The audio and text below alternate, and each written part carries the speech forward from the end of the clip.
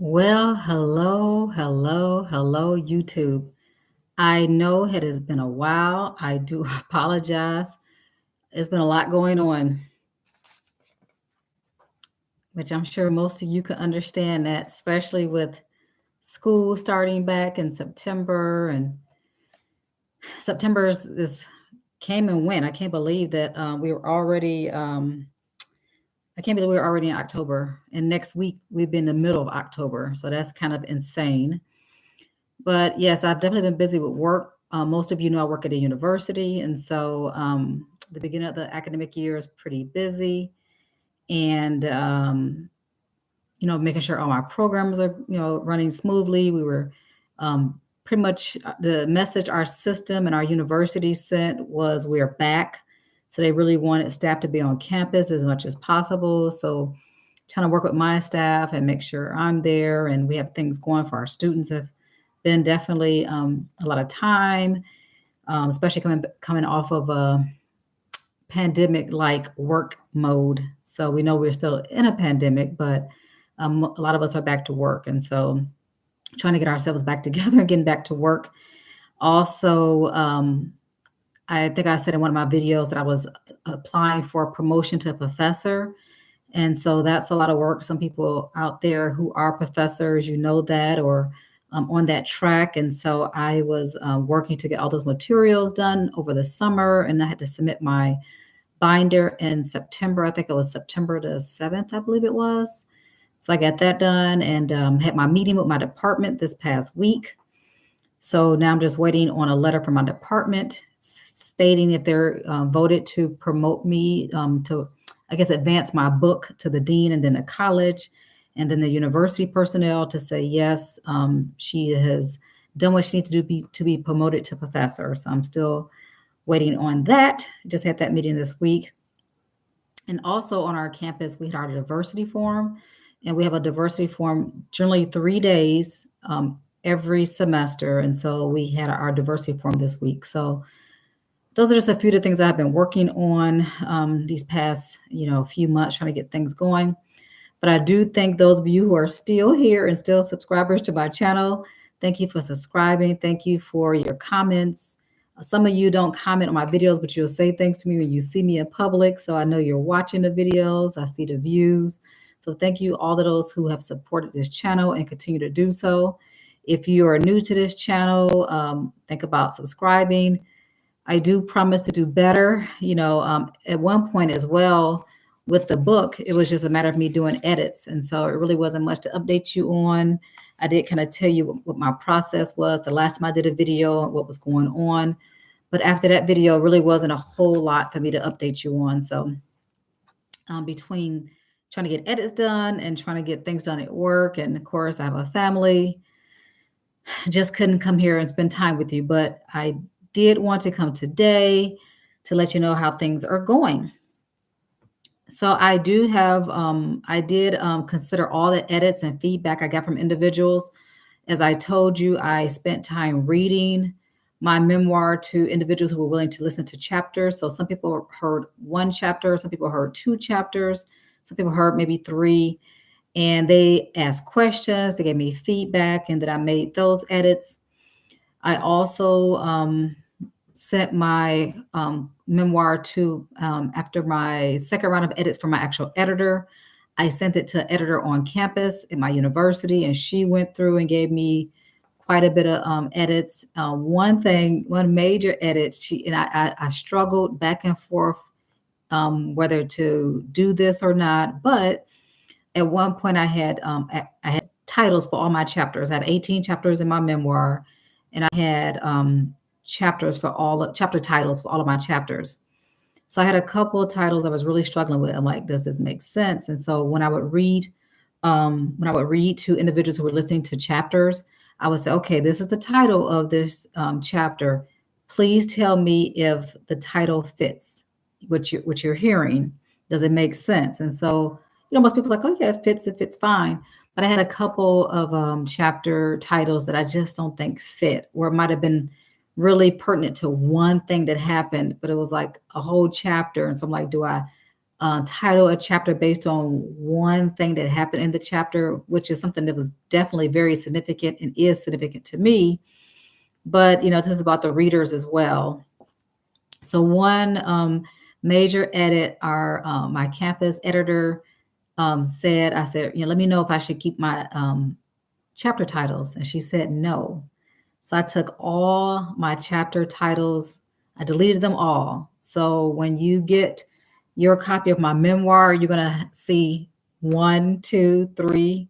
I think, well, epilogue is the thing, the update chapter at the end. So that chapter does have a title, which is the epilogue, is what it's called. And so that was a tough one, but I do believe taking the titles from the chapters was a good idea.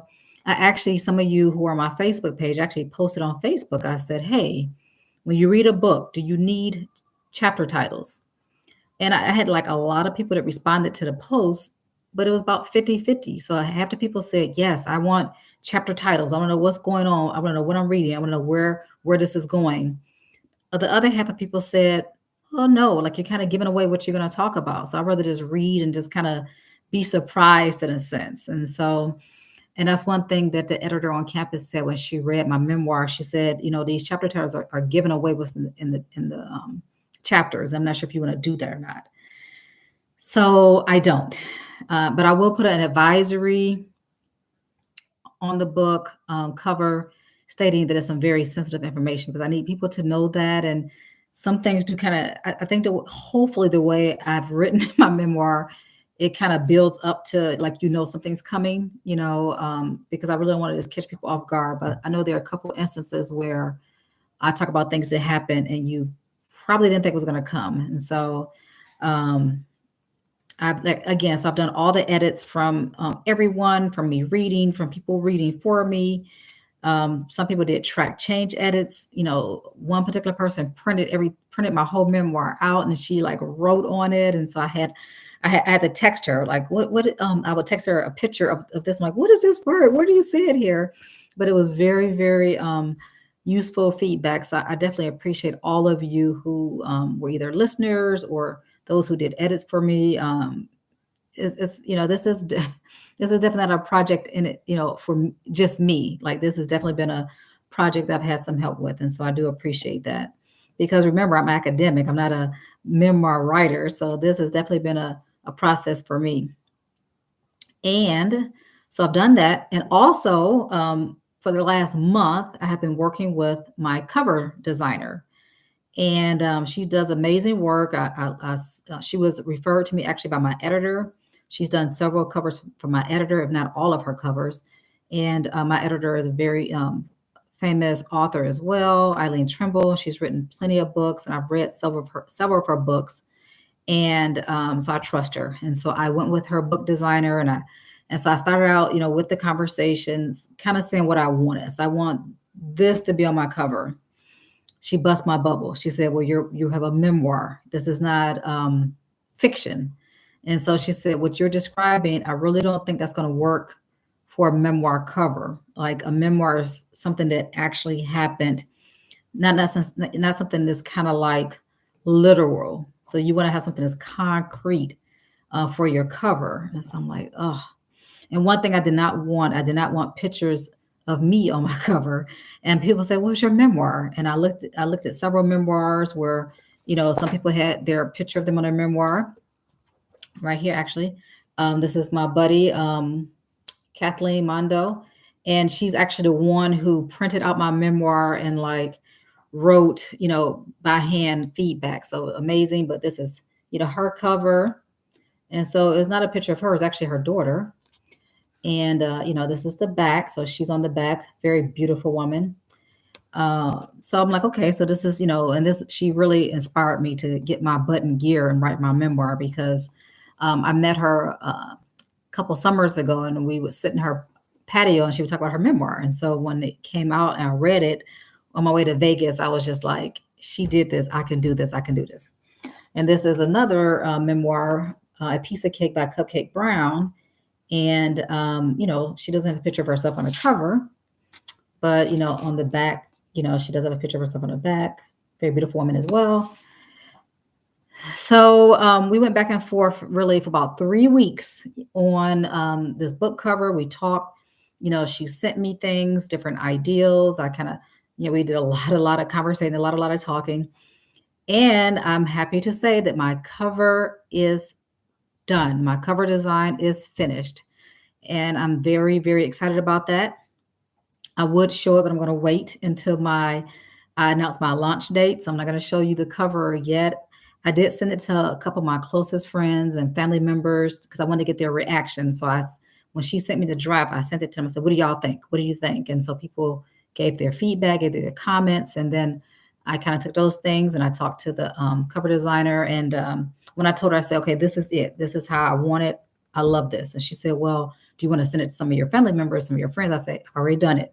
I already got that covered." And so that was going to be her suggestion, but I had already done it because, I really want to get people's feedback, and so I'm happy to say that is done, is done, is done. And at one point, I think I told you I was struggling with endorsements. I was really trying to, get people to read my memoir and endorse it. People that people would listen to, people who had some type of clout, some type of relevancy. Me saying, "Hey, read my memoir," I didn't think was enough, and so I was able to get some endorsements, and so those will be on the cover as well. They're not on there yet, but I have a bio. I had to write my bio, and then I'm going to put my endorsements on the back cover. I don't have a lot of endorsements. Somebody like Cupcake Brown, who's a lawyer, but she had a very profound upbringing and life and experiences, and she's like a New York Times best-selling author, so she have a lot of endorsements. So I don't have as many endorsements as her, but I do have some. So I have someone who's endorsing my book from Chicago, a well-known author, educator. So I'm excited about that. I actually have a former superintendent and from Detroit, excuse me, not from Detroit, but from Michigan.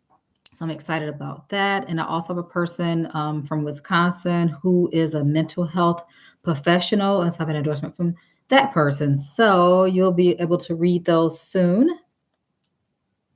What else do we have here? I had to write notes because I know I would forget something. Let's see. So currently my manuscript is with a professional reader. So this is like an editor, but on steroids. And so I know he has a lot of books before me. And at first he said he wouldn't be able to get to it until November. And I'm just like, oh, because I do have a release date in mind. And I'm afraid to say it yet because I want to make sure that, I get my professional read done and make any edits I need to make. I want to make sure I have time for printing, advertising, marketing and all that good stuff. So I don't want to give you the dates yet, but my next video will be with my release date. Okay, I promise you. But he was able to move the time up. And so he should be able to read my memoir at some point during the month of October.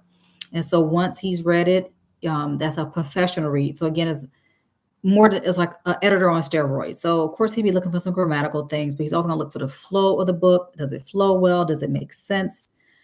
Things of that nature. And so I know he's kind of glanced at it and he said your grammar, punctuation, and sentence structure, all those things are great. So he's like, I'm not going to have a hard time reading.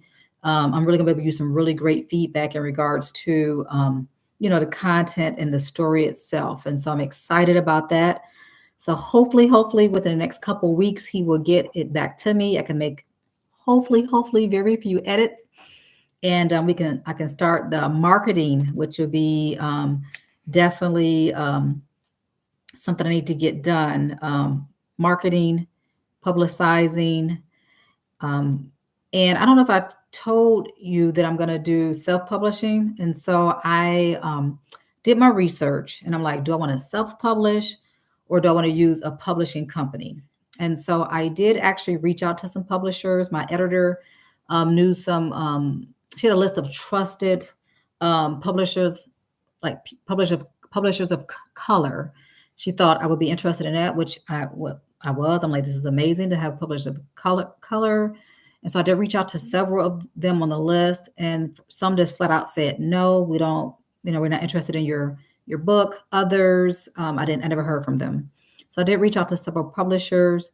I did my research, and which included talking to friends of mine who are authors who've done very well with their book sales and marketing, media, things of that nature. And they said, you need to do this yourself. So I am self-publishing under Doc Oz LLC.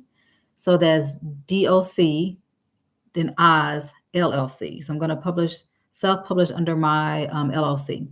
So I've set up my LLC, which I'm going to use as well for all of my consulting type work. So I've been needed an LLC. So this kind of pushed me to do it. So I own the rights to my book through my business. And this week I will be next week I'll be, because it's Saturday. So next week I will be applying for my business license, because I have to have a business license in order to sell products, right? So I will be applying for a business license this week, at the latest next week. But I know I need to do that before I start selling my books. Let's see what else we have here. So yeah, so that's pretty much what's going on with me. One thing with my marketing, this is the last thing I'll talk about. That's the last thing on my list of scraggly notes here.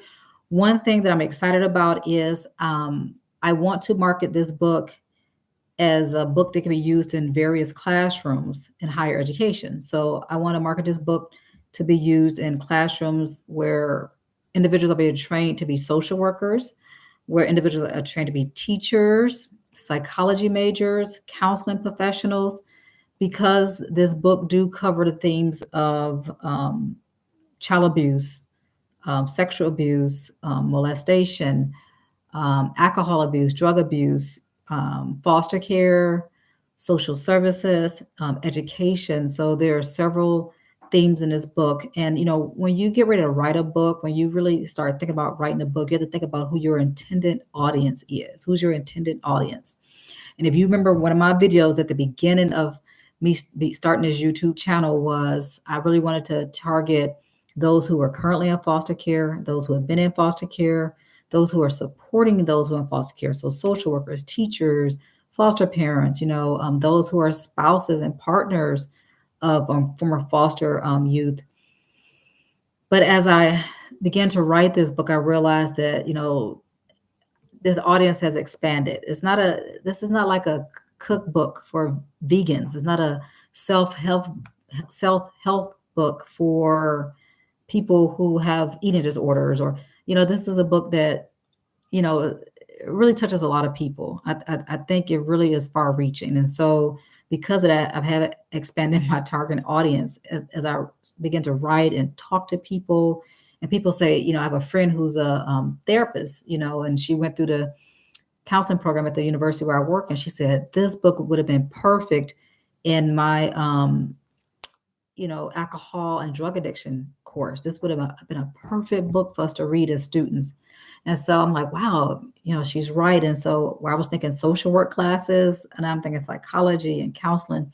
So so my target audience has, it has expanded, and I don't think that's a bad thing.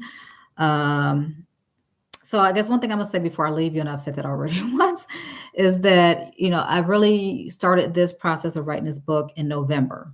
And I was riding home with my youngest son, Josh, today from church. I got home from church about maybe an hour ago. But I was riding home, with Josh, and I said, I can't believe November is next month. It's like it was just November, like 2 months ago, don't it? He was like, no. I said, time to go fast to you? He said, no. Now he's 17 and he's a senior in high school. So maybe to him, things are going slow because he's ready to be done with high school.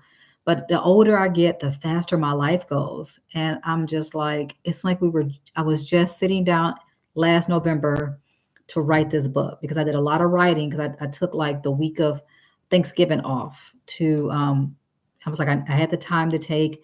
I was going to travel, decided not to travel. And so I was just here at home and I was able to write. So I really started fleshing out a lot of stuff last November. So from November 2020,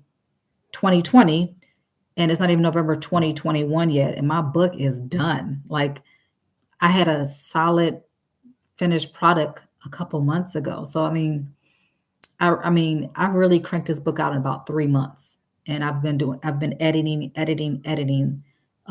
since the spring. Really March 9th, my birthday is when I sent my first draft to the editor. It was on my birthday. It was March 9th. And so since then, of course, I've had some updates. I've made some changes and edits, but I had a product. So from November, the end of November to March 9th is really the when I did the bulk of my writing. So although I feel like this is taking forever and people be asking me, when are your book is about? When it's going to be out? Because I'm talking about it. I know it's just a matter of time. Okay. And so to be honest with you, I get emotional even thinking about how close I am to this goal. When I saw my book cover finished, I was like, wow, I'm so close. I get closer and closer every day, every week. I get closer and closer. And so my next video to you will be showing you some advertisements. I will be bringing you my launch date so you'll know. I'll be talking about ways you can pre-order my book. This is my goal. So please, say some prayers for me that this goal will become a reality, that I continue to have a smooth process. Because I am self-publishing, I'm paying for everything. So if I had a publisher, in many cases, publishers, they take care of your editing, your formatting, your cover, your printing. I'm doing all of that. So I've literally, mainly spent money through my business to pay for all these things that are coming up. So my business account is looking low, but we're getting this done. Until next time, I hope you take care of yourself. Stay safe, stay well. If you have comments or questions about, my book or this process, please ask your questions. Please like this video, share it with those who may be interested in writing a book. People always say to me, I should write a book. I should write a book. I've heard so many people talk about their stories since I've been talking about my book. And so maybe my video might be helpful to them. I have no problem talking to anyone about my experiences. Definitely people have different experiences and they should do things different ways. But so far this way has worked for me, and I have a great team of people who've been so supportive. Well, have a good evening, everyone. Take care.